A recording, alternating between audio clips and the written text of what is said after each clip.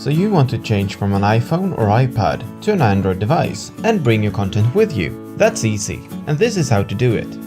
Let's put the Android device to the side and start with the iPhone or iPad, in this case an iPhone SE. Go to App Store and download the app Google Drive.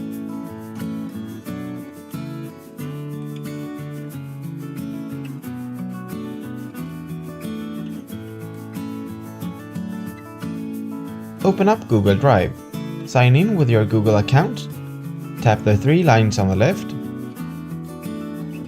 tap the cogwheel, tap Backup, choose Start Backup and confirm your choice. The backup will save your photos, contacts and calendar.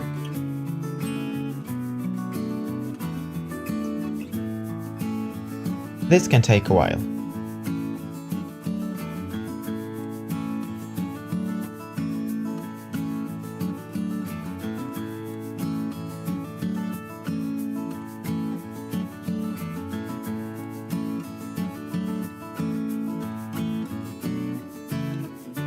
When it's done, we can put the iPhone or iPad to the side and grab the Android device.